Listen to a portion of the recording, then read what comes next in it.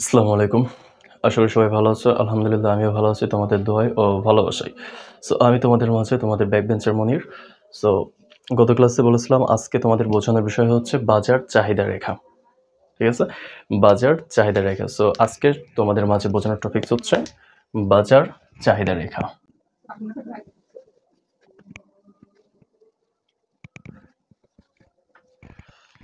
তো আজকের ক্লাসে তোমরা কি পাবা সেটা একটু শুনে নাও।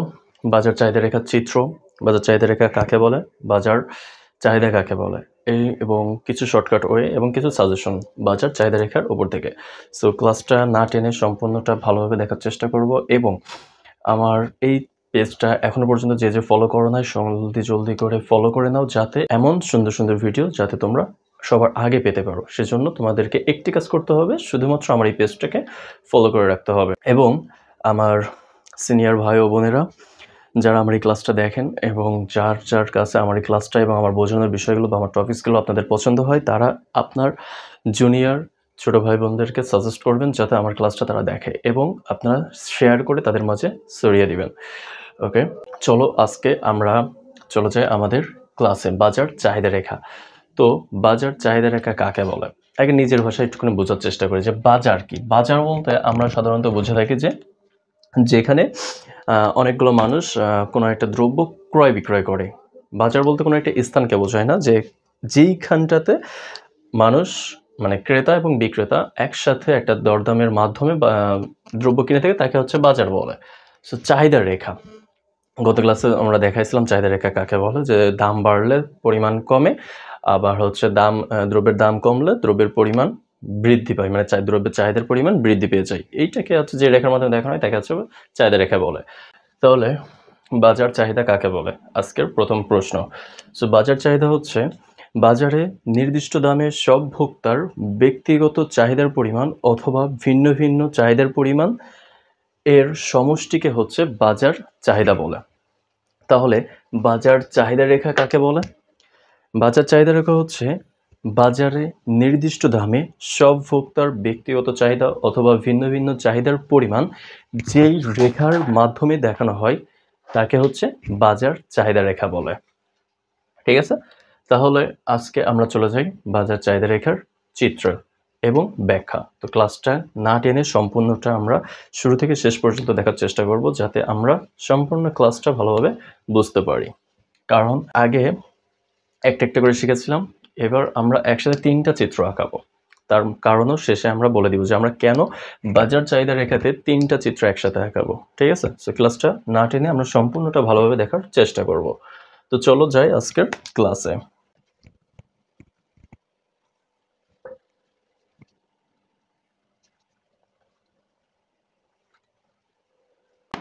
ওকে, আমরা সিম্পলভাবে 3টা ঘর নিয়ে নিলাম।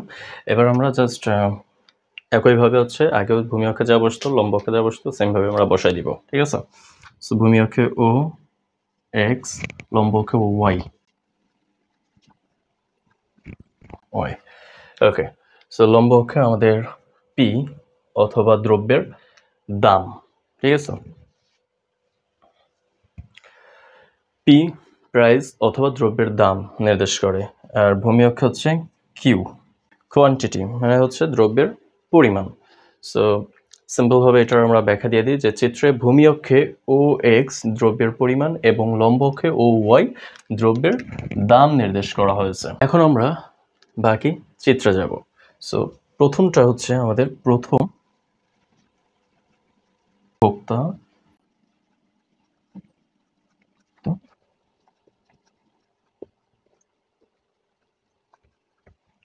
ওকে, কারণ আমরা এখানে 3টা চিত্র নিয়েছি এবং প্রথমটাতে লিখেছি প্রথম ভোক্তা, দ্বিতীয়টাতে লিখেছি দ্বিতীয় ভোক্তা এবং লাস্টে লিখেছি বাজার চাহিদা রেখা।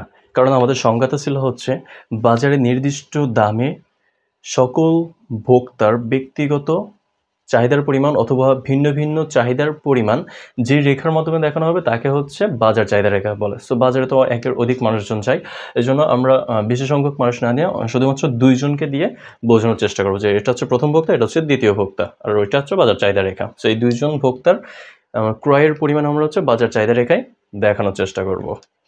ওকে, ক্লাসটা না টেনে আমরা সম্পূর্ণটা দেখার চেষ্টা করব।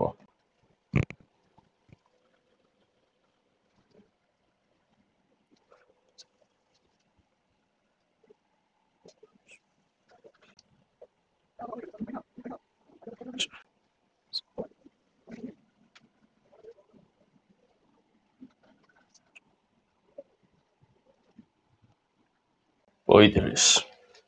ওকে, আগে আমরা প্রত্যেকটার এককটা নিয়ে নিলাম এখানে। আর বাজার চাহিদা রেখা হচ্ছে বাজারে ভিন্ন ভিন্ন ব্যক্তির ক্রয়ের পরিমাণ যে রেখার মাধ্যমে দেখানো হবে, বা চাহিদার পরিমাণ যে রেখার মাধ্যমে দেখানো হবে তাকে হচ্ছে বাজার চাহিদা রেখা বলে। ঠিক আছে, সো এই মাধ্যমটা আমরা হচ্ছে এখন চিত্রে ব্যাখ্যা করব। তাহলে আমাদের হচ্ছে দাম সর্বোচ্চ থাকলে চাহিদার পরিমাণ হচ্ছে কম থাকে। সো 6 টাকা বাজারে যখন 6 টাকা দাম, তখন আমার চাহিদার পরিমাণ মানে প্রথম ভোক্তার চাহিদার পরিমাণ 5 একক, এবং একই দামে দ্বিতীয় ভোক্তার চাহিদার পরিমাণ 10 একক। তার কারণ হচ্ছে বাজারে ধনী গরিব বড়লোক বিভিন্ন ধরনের মানুষজন যাতায়াত করে, ক্রয় বিক্রয় করে। তো সবার কাছে টাকার পরিমাণ যে এক থাকবে এটা ঠিক নয়। কারো কাছে টাকার পরিমাণ বেশি থাকতে পারে, কারোর আয় রোজগার বেশি থাকতে পারে, আবার একই সময়ে অনেকের আয় রোজগার কম থাকতে পারে। তো 6 টাকা দামে একটা গরিব মানুষ যে পরিমাণ দ্রব্য কিনবে, একটা ধনী মানুষ সেই পরিমাণ দ্রব্য কিনবে না। সো এই দুইজনের সমষ্টিটাই হচ্ছে আমাদেরকে বাজারে দেখাতে হবে, কারণ বাজারে তো ধনী মানুষের কাছেও দ্রব্য বিক্রি করবে, গরিব মানুষের কাছেও দ্রব্য বিক্রি করবে। সো এই দুইজনেরটা নিয়ে বাজার চাহিদা দেখানো হয়, যে বাজারে কি পরিমাণ বিক্রি হয়েছে বা বাজারের চাহিদার পরিমাণ কতটুকু ছিল, এইটা দেখানো হবে হচ্ছে বাজার চাহিদাতে। তাহলে এইটা নির্ণয় করার জন্য আমাদেরকে কি করতে হবে, যে প্রথম ক্রেতার কাছে আমি কতটা বিক্রি করেছি এবং দ্বিতীয় ভোক্তার কাছে কতটুকু বিক্রি হয়েছে বাজার থেকে, সেই দুইটা হচ্ছে যোগ করতে হবে। তাহলে এই দুইটা যোগ করলে আমার কত আসবে, যে প্রথম ভোক্তা উপরে দেখায় একটু, প্রথম ভোক্তার ক্রয় করা হচ্ছে 5 একক এবং দ্বিতীয় ভোক্তা ক্রয় করা হচ্ছে 10 একক। দুইজনেরটা যোগ করলে আমাদের হয় হচ্ছে 15 একক। তাহলে বাজার চাহিদা রেখায় কত একক হয়েছে, 6 টাকা দামে বাজার চাহিদা রেখা হয়েছে হচ্ছে 15 একক, যা মিলিত হয়েছে এই বিন্দুতে। প্রথম ঘরটা আরেকবার ভালোভাবে বোঝার চেষ্টা করি, তাহলে আমরা পরবর্তী বিষয়গুলো খুব ইজিলি ভাবে বুঝতে পারবো। আমি আরেকবার একটু বলি। চিত্রে ভূমি অক্ষে ও এক্স দ্রব্যের পরিমাণ এবং লম্ব অক্ষে ও ওয়াই দ্রব্যের দাম নির্দেশ করা হয়েছে, যা আমি সংক্ষেপে কিউ দ্বারা কোয়ান্টিটি এবং দাম হচ্ছে পি দ্বারা প্রাইস বুঝাই দিয়েছি। এবং প্রথম চিত্রটা হচ্ছে প্রথম ভোক্তা, দ্বিতীয় চিত্রে দ্বিতীয় ভোক্তা, এবং 3 নম্বর চিত্রটা হচ্ছে আমাদের বাজার চাহিদা রেখা। ঠিক আছে, ওকে। সো বাজারে যখন সর্বোচ্চ দাম 6 টাকা, তখন প্রথম ভোক্তার চাহিদার পরিমাণ 5 একক এবং একই দামে দ্বিতীয় ভোক্তার চাহিদার পরিমাণ 10 একক, যা বাজার চাহিদা রেখার এই বিন্দুতে মিলিত হয়েছে, যে 6 টাকা দামে 15 একক বাজার চাহিদার পরিমাণ। একইভাবে দাম যখন কমে 4 টাকায় পরিণত হয়, তখন প্রথম ভোক্তার চাহিদার পরিমাণ বৃদ্ধি পেয়ে 10 এককে পরিণত হয়। কত? 4 টাকায় নেমে আসলে চাহিদার পরিমাণ, দাম কমছে, চাহিদার পরিমাণ বৃদ্ধি পেয়েছে। সো 4 টাকা যখন দাম, তখন প্রথম ভোক্তার চাহিদার পরিমাণ 10 একক এবং দ্বিতীয় ভোক্তার চাহিদার পরিমাণও বৃদ্ধি পেয়ে 15 এককে পরিণত হয়। তাহলে বাজার চাহিদা রেখা কত হবে? 10 যোগ 15। প্রথম ভোক্তা হচ্ছে 10 আর দ্বিতীয় ভোক্তা হচ্ছে 15। সো এই দুইটা যোগ করলে আমাদের আসে 25। সো বাজার চাহিদা রেখার হবে হচ্ছে আমাদের 25, যা মিলিত হয়েছে বি বিন্দুতে। দাম যখন আবারও হ্রাস পেয়ে 2 টাকায় পরিণত হয়, তখন প্রথম ভোক্তার চাহিদার পরিমাণ বৃদ্ধি পেয়ে 15 এককে পরিণত হয়। একইভাবে দ্বিতীয় ভোক্তারও চাহিদার পরিমাণ বৃদ্ধি পেয়ে 15 একক থেকে 20 এককে পরিণত হয়, যা বাজার চাহিদা রেখায় তাহলে কত হবে, এই 15 আর এই 20 এই দুইটা হচ্ছে যোগ করতে হবে। তাহলে প্রথম ভোক্তার হচ্ছে 15 একক আর দ্বিতীয় ভোক্তার হচ্ছে 20 একক, ইকুয়াল টু 15 আর 20 35। তাহলে বাজার চাহিদা রেখায় আমাদের কত একক বিক্রি হয়েছে? 35 একক, যা সি বিন্দু দ্বারা দেখানো হয়েছে।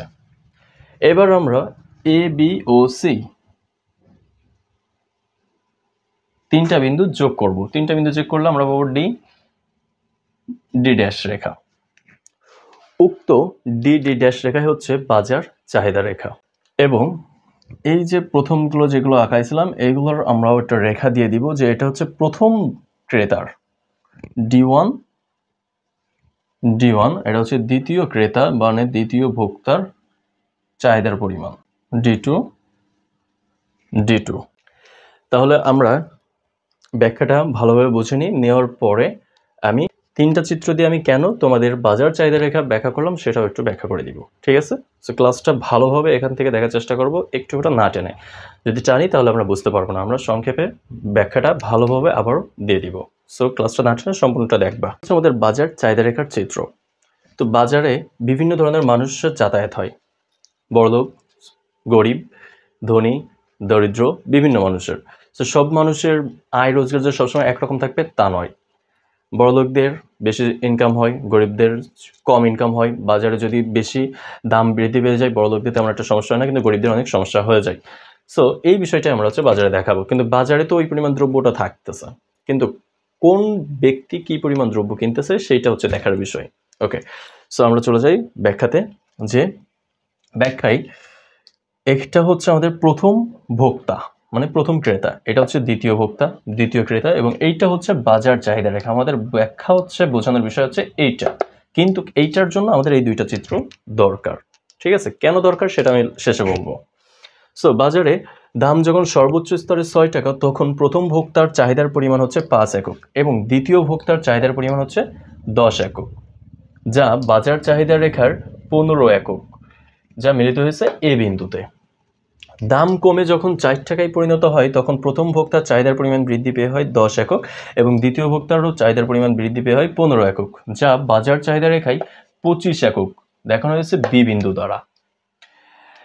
একইভাবে দাম যখন কমে 4 টাকা থেকে 2 টাকায় পরিণত হয় তখন প্রথম ভোক্তার চাহিদার পরিমাণ হয় 15 একক এবং দ্বিতীয় ভোক্তার চাহিদার পরিমাণ হয় 20 একক, যা বাজার চাহিদা রেখায় সি বিন্দু দ্বারা দেখানো হয়েছে, যেখানে 2 টাকায় 35 একক দ্রব্য বিক্রি করা হয়েছে। D1 প্রথম ভোক্তার চাহিদার পরিমাণ, D2 দ্বিতীয় ভোক্তার চাহিদার পরিমাণ বা রেখা, এবং লাস্টে D' বাজার চাহিদা রেখা। এইটা ছিল আমাদের আজকের বাজার চাহিদা রেখার সম্পূর্ণ ব্যাখ্যা। ওকে, শুরুতে বলেছিলাম যে আমি 3টা চিত্র কেন দিব। আচ্ছা, মানে ম্যাক্সিমাম মানুষজন বলে থাকে যে বাজার চাহিদা রেখা একটা চিত্র দিয়ে দেখানো যাবে, সেটা এইটা, এই একটা মাত্র চিত্র দিয়ে বাজার চাহিদা রেখা দেখানো সম্ভব। অনেক টিচাররা, অনেক বড় ভাইয়েরা বলেছে, কিন্তু আমি এখানে একটু সংকোচ বোধ করি, আমি শিওর না। সো আমি যেটা পড়ে আসছি, আমি যেটা শিখে আসছি, আমি সেটাই তোমাদেরকে দেখানোর চেষ্টা করব বা শেখানোর চেষ্টা করব। সো আমি কেন তোমাদেরকে 3টা দিয়ে শেখাচ্ছি, তার কারণ বাজারে বিভিন্ন ধরনের মানুষজন বিভিন্ন ধরনের ক্রয় বিক্রয় করে। তাহলে প্রথম মানে সব ধরনের মানুষের যে একই পরিমাণ বিক্রি করবে বা ক্রয় করবে সেটা তো নয়, তাই না? সো এই জন্যই আমি এই যে প্রথম ভোক্তা যে 5 একক কিনেছে এখানে বলে আমি 5 একক রেখে দিয়েছি। এইগুলো তো দেখো তোমরা, আমি এখানে এককগুলো রেখে দিয়েছি, 5 একক, 10 একক, 20, 30, এই যে এককগুলো আমি রেখে দিয়েছি। আমার বাজারে তো এই পরিমাণ দ্রব্যগুলো তো আছে, তাই না? তাহলে আমি যদি সিম্পলভাবে এই একটা দিয়ে আঁকায় দেখায় দিই, তাহলে আমি বুঝবো কিভাবে যে এই প্রথম একক বা দ্বিতীয় ভোক্তা কিভাবে তাদের ক্রয়টা করছে, কি পরিমাণ ক্রয়টা করছে, কিভাবে আমরা এইগুলা বুঝবো। সো এইগুলো বোঝার সুবিধার্থে বা আমাদের এই ধরনের কোনো সংকোচ যাতে মনের ভিতরে না থাকে সেই জন্য আমরা এখানে 3টা চিত্র দিব, সর্বনিম্ন 3টা চিত্র দিব। এর উপরে গেলে আমি যত ইচ্ছা তুমি দিতে পারো, কিন্তু কথা তুমি যত বেশি চিত্র আঁকাবা তত তোমার বেশি ব্যাখ্যা লিখতে হবে। সো আমরা সর্বনিম্ন 3টা বা সর্বোচ্চ 3টা এই চিত্র দিব, প্রথম ভোক্তা, দ্বিতীয় ভোক্তা এবং বাজার চাহিদা রেখা। কারণ বাজারে একের অধিক মানুষজন যায়, এই জন্য জাস্ট 2জন মানুষের আমরা আয় ব্যয় দিয়ে বোঝাই দিব। জাস্ট এই একটা কারণেই আমরা 3টা চিত্র আঁকাবো। এবং তোমরা খাতায় যদি লম্বভাবে আঁকো, মানে সোজাসুজিভাবে আঁকাতে যাও, তাহলে এটা ধরবে না অনেক ক্ষেত্রে। সো খাতায় আঁকানোর সময় অলওয়েজ টাইম আর ভাবে নিয়ে নিবা, মানে খাতাটাকে ঘোরায় নিবা, ঠিক আছে? ঘোরায় নিলে তুমি স্কেল দিয়ে, একটা স্কেল দিয়ে তুমি সোজাভাবে তুমি দাগ টেনে নিবা। এবং এখানে শর্টকাট বিষয় আমি প্রত্যেকটাতে মান দিয়েছি। সো আমরা এই লম্ব অক্ষে এগুলো যদি না দিই কোনো সমস্যা নাই, আমরা এই লাইনে দামের পরিমাণ না লিখলেও চলবে, আমরা জাস্ট এই জায়গাটাতে দিতে পারি, অথবা আমরা এইখানেও দিয়ে দিতে পারি। শুধুমাত্র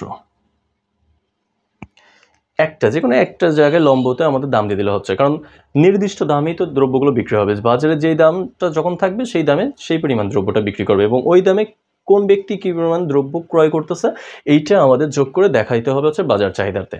সো এই জন্য আমরা 3টা চিত্র দিব এবং এভাবে দেওয়ার চেষ্টা করব। তাহলে আমাদের কোনো ধরনের ভুল থাকবে না, বা মনের মাঝে আমার যে এই ধরনের কনফিউশনটা ছিল বা সংকোচবোধটা ছিল, তোমাদের মাঝে সেই সংকোচবোধটা আর থাকবে না। সো অনেকে অনেকভাবে বলতে পারে, তবে আমার মতে মনে হয় এইটাই বেস্ট বা ঠিকঠাক আছে। সো তোমাদের কাছে কেমন লেগেছে অবশ্যই জানাবো, এবং এই ধরনের সংকোচে তোমরা কখনো পড়েছো কিনা বা দেখেছো কিনা সেটাও আমাকে জানাই দিবা। সো ক্লাসটা কেমন লেগেছে অবশ্যই জানাই দিবা, এবং এই ধরনের ভিডিও পেতে তোমরা আমার এই পেজটা ফলো করে রাখো এবং তোমার বন্ধুদেরকে সাজেস্ট করো যাতে তারা সকলে আমার এই পেজটা ফলো করে এবং ক্লাসে অ্যাটেন্ড থাকে এবং ক্লাসগুলো যাতে দেখে। কারণ তোমার যদি ভালো লাগে অবশ্যই তোমার বন্ধুরও কিছুটা হলেও ভালো লাগবে। এবং আমার সম্মানিত বড় ভাই ও বোনেরা, আপনারা একটু দেখবেন এবং আপনাদের জুনিয়রদেরকে সাজেস্ট করবেন আমার এই ক্লাসটা দেখার জন্য।